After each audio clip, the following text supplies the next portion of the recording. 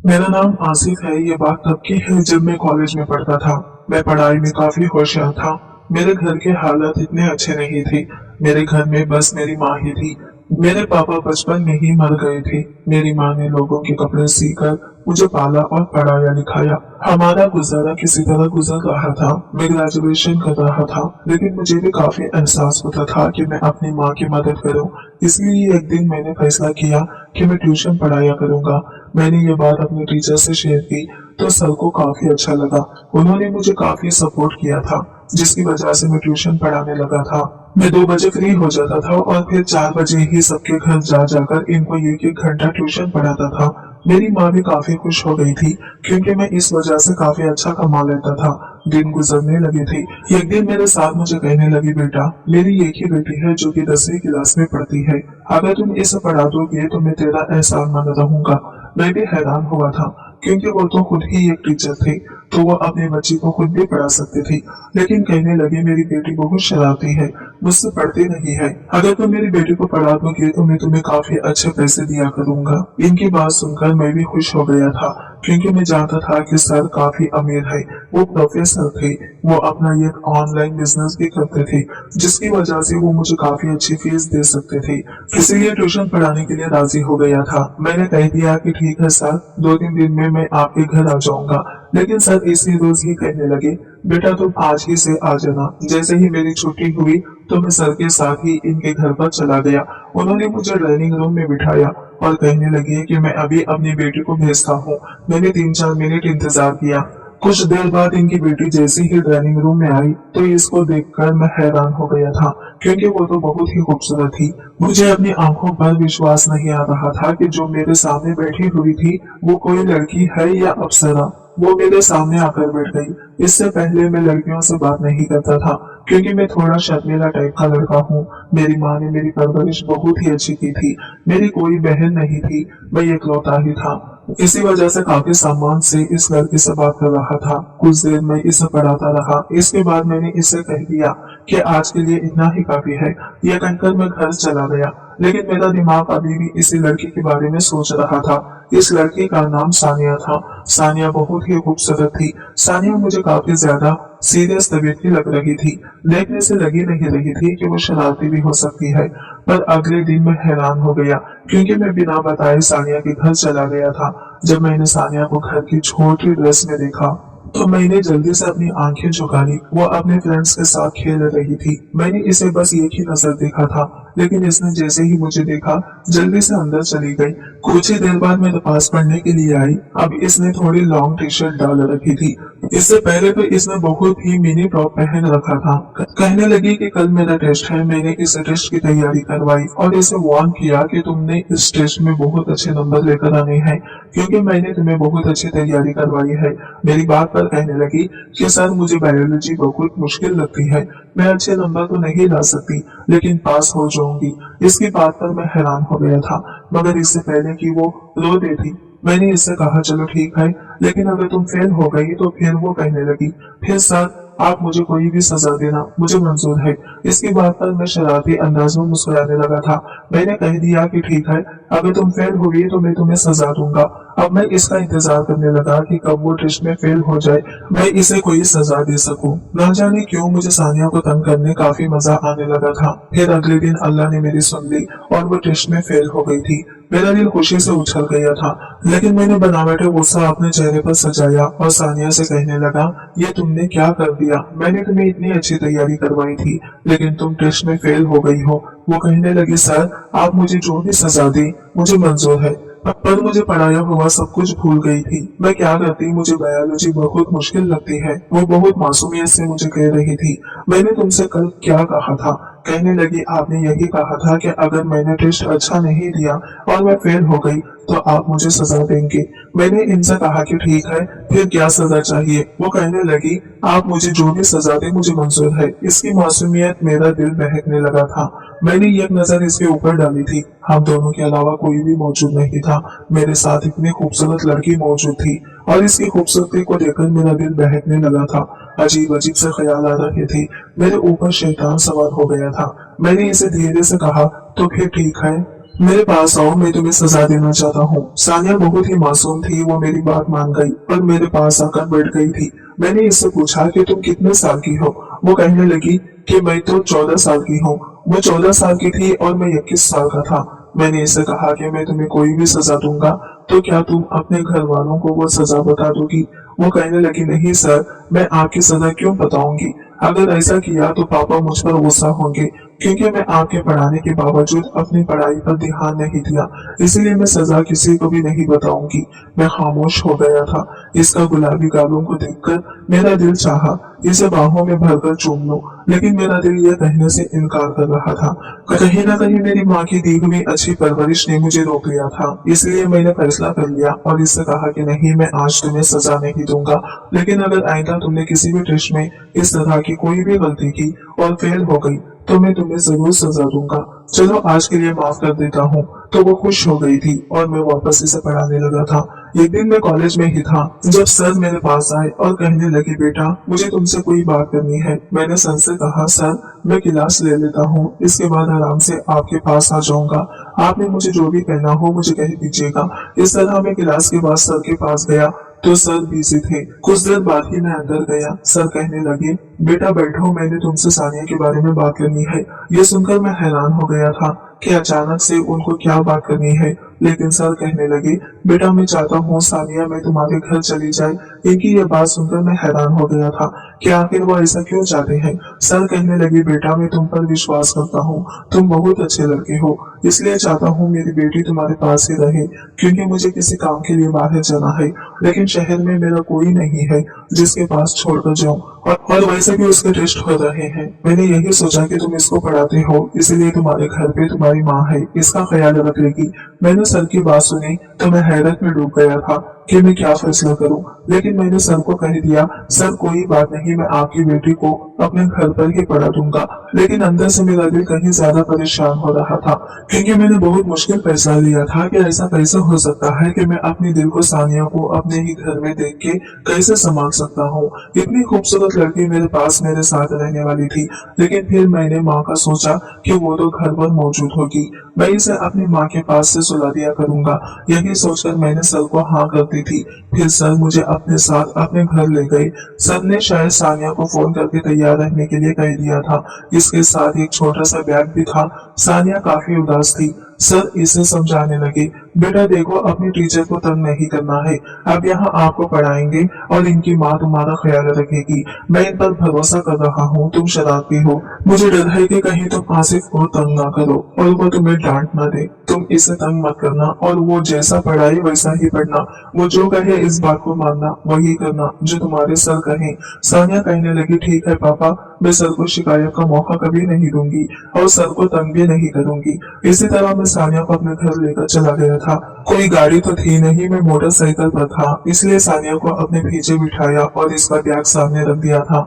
वो काफी आराम से बैठ गई थी। इसने एक हाथ मेरे कंधे पर रख दिया था तो मुझे कुछ अजीब सा महसूस होने लगा था। मेरा दिल धड़क उठा था। मैं जितना चाहता कि उस लड़की को खुद से दूर रखूं, तो मेरा दिल इसकी तरफ खींचने लगा था, लेकिन मैंने खुद पर काबू पाया और इसे अपने घर लेकर गया था। माँ ने इसे देखा तो बहुत हैरान हो गई थी।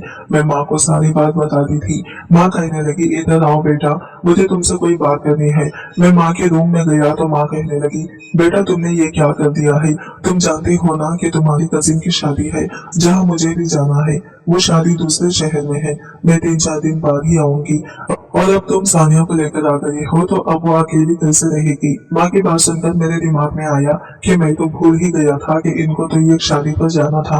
अब मैं क्या करता, मुझे काफी अजीब लग रहा था, लेकिन मैंने खुद को समझाया।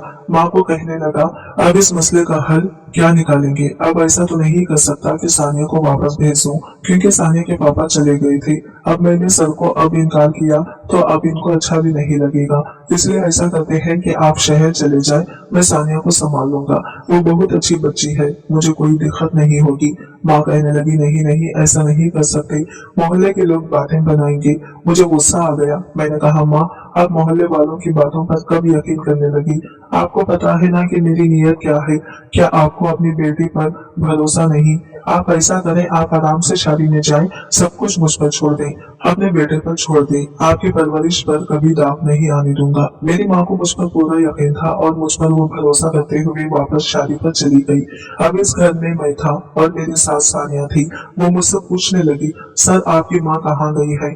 मैंने कहा इन्हें बाहर कुछ काम था, रात तक आ जाएगी। मैंने इसे कुछ भी नहीं बताया और यही कहा कि माँ काम से गई है, वो जल्दी ही वापस आ जाएगी। मैं सानिया को पढ़ाने लगा था। मैंने इसे बायोलॉजी समझाती थी लेकिन इसे समझ नहीं आती थी। वो कहने लगी, सर स्कूल को कल छुट्टी है, मुझे स्कूल नहीं जाना है, इसलिए बाकी का आप कल पढ़ा देना। मुझे भी याद आया कि कल तो छुट्टी है और मुझे भी स्कूल नहीं जाना था क्योंकि हमारे कॉलेज में एक स्पोर्ट्स डे होने वाला था, इसलिए मैंने छुट्टी ही करनी थी। अब मैं हैरान हो गया। मैंने सानिया को कहा, ऐसा करते हैं कि तुम सो जाओ क्योंकि वैसे भी कल छुट्टी है, तो मैं तुम्हें बाकी सारा कल पढ़ा दूंगा। सानिया कहने लगी कि ठीक है सर। मैंने इसे रूम का रास्ता दिखाया तो वो वहां से चली गई, लेकिन फिर अचानक ही इसे मेरी माँ का ख्याल आया। वो कहने लगी, सर आपकी माँ अभी तक नहीं आई है, वो कहाँ है? मैंने इसे बहाना बनाया और कह दिया कि माँ रात को आ जाएगी, वो जल्दी ही आ जाएगी। इसे मेरी बात पर यकीन हो गया था, लेकिन अंदर से मैं भी परेशान हो गया था क्योंकि अब मुझे लगने लगा कि मुझे ऐसा नहीं करना चाहिए था, मुझे इसे झूठ नहीं बोलना चाहिए था, लेकिन मैं मजबूर था। मैं नहीं चाहता था कि सानिया को पता चले कि इस घर में हम दोनों अकेले हैं और इसके दिल में मेरे लिए बदगुमानी पैदा हो जाए। वो अपने रूम में जाकर लेट गई तो मैं भी अपने रूम में आ गया था। मैं गहरी नींद में था कि तभी मुझे ऐसा लगा जैसे अचानक आधी रात को मेरे रूम का दरवाजा खुल गया था। मेरे रूम में अंधेरा था। मुझे ऐसा महसूस हुआ जैसे कोई मेरी बिस्तर पर आकर लेट गया हो। ये देखकर तो मेरे होश उड़ गए थे। अचानक मुझे सानिया का ख्याल आया। मैंने जल्दी से अपने रूम में मौजूद हल्की लाइट ऑन कर दी, लेकिन जैसे ही मेरी नजर सानिया पर गई तो मैं हैरान रह गया था। मेरे बिस्तर पर सानिया लेटी हुई थी। मैंने कहा, सानिया ये क्या हरकत है? तुम यहाँ पे क्या करने आई हो? अपने कमरे में जाओ। वो कहने लगी, सर बुरा मत मानना, लेकिन मुझे अंधेरे में अकेले घर में सोने की आदत नहीं है। मैं कभी अकेली नहीं सोई। जब भी सोती हूँ पापा के रूम में ही सोती हूँ। मैंने अपना बेड पापा के रूम में ही लगा रखा है और अगर मैं गलत नहीं हूँ तो मैं ये भी जानती हूँ कि इस घर में मेरे और आपके अलावा कोई भी मौजूद नहीं है, लेकिन मैं क्या करूँ? मुझे अकेले घर में डर लगता है। मैं अकेले नहीं सो सकती, इसलिए मैं आपके पास होंगी। मैंने इसकी बात सुनी तो इसके पागलपन पर मेरा जी चाहा अपना सर दीवार पर मार लो। ये कैसी लड़की है जो मेरे साथ रहने में शर्म महसूस नहीं कर रही है?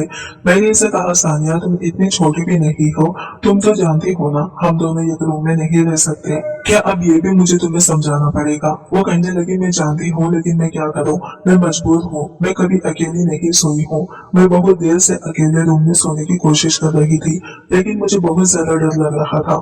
बहुत मजबूरी में मैं आपके कमरे में आई हूँ। मैंने सोचा चुपचाप आपके पैरों की तरफ जाकर सो जाऊंगी, लेकिन अकेले कमरे में नहीं सोऊंगी। ये कहकर वो रोना शुरू कर चुकी थी।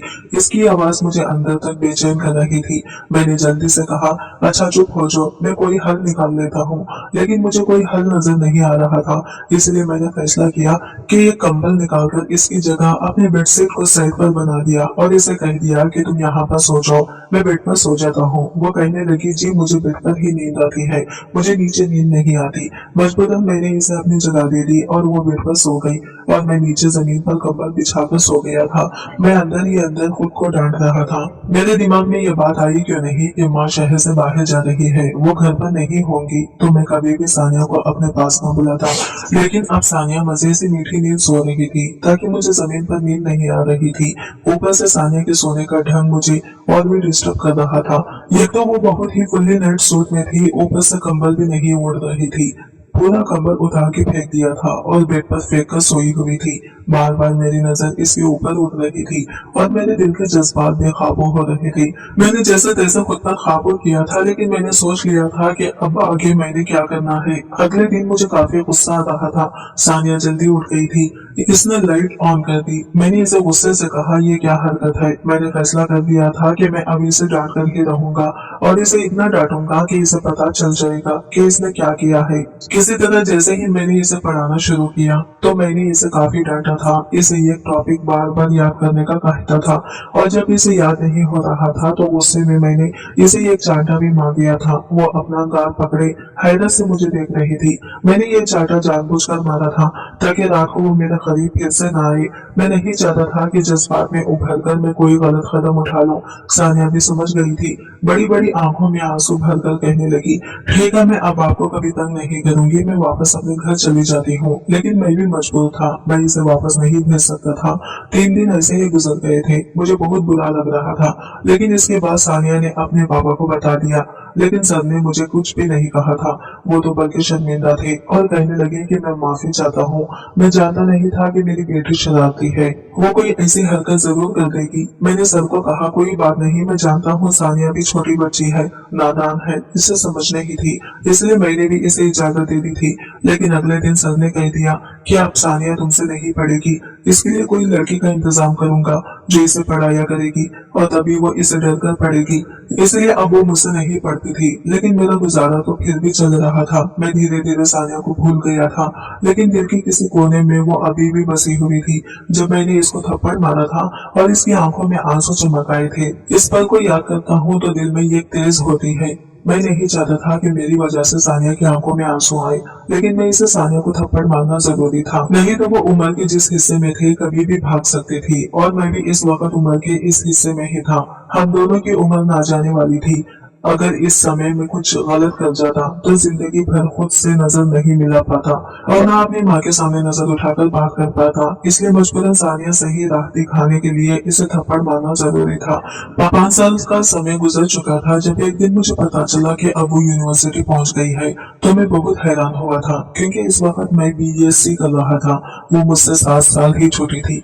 एक दिन अचानक ही मेरी नजर यूनिवर्सिटी के गेट पर सानिया पर पड़ी थी।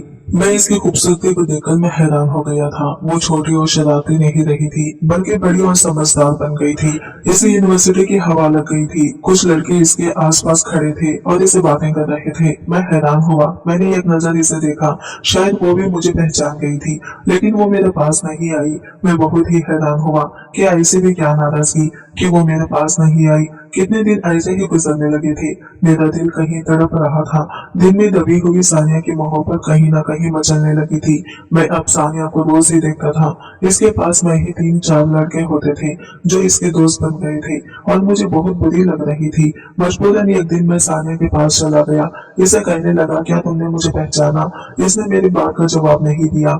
मैं बहुत गुस्से में आया। इसका हाथ दबोच कर सर पर ले गया। कहने लगा, ये क्या हरकत है? मैंने इसे कहा कि जब तुम मुझे ऐसे इग्नोर करोगी तो मैं ये सब करने पर मजबूर हो जाऊंगा, इसलिए चुपचाप मेरी बात सुनो। सानिया कहने लगी, मैं जानती हूँ, मैंने तुम्हें बहुत तंग किया था। इसकी बात सुनकर मैं हैरान हो गया था।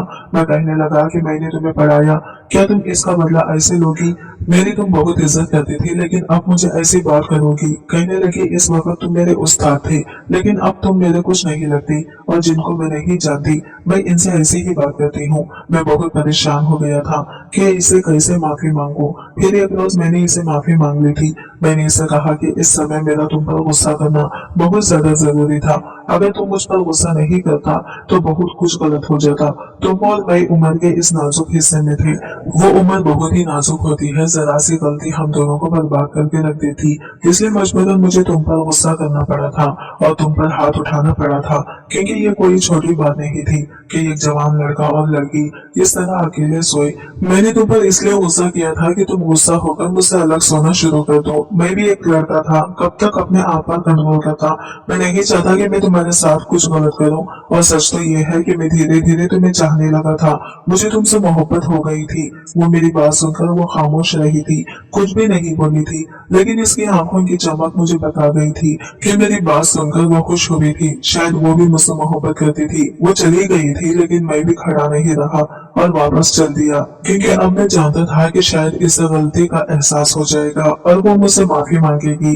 पर दिन ऐसे ही गुजरने लगे थे। सानिया आसिफ के पास आई ही नहीं थी। कुछ दिन ऐसे ही गुजर गए। एक रोज किसी ने मुझे आवाज लगाई। जैसे ही मैंने पीछे देखा तो सानिया थी। वो मेरे पास आई और कहने लगी, मुझे माफ कर दो, मुझे ये सब कुछ नहीं करना चाहिए था, लेकिन मैं क्या करती। मुझे आज तक किसी ने ऐसी बात नहीं की थी। जिस तरह तुम बात करती थी, तुमने मुझे पढ़ाया, इसका बहुत बहुत शुक्रिया, लेकिन मैं बहुत ही नाजुक थी। मेरे पापा ने कभी भी मुझसे ऐसे तेज लहजे में बात नहीं की थी, लेकिन तुमने तो इस दिन मुझे थप्पड़ मारा था।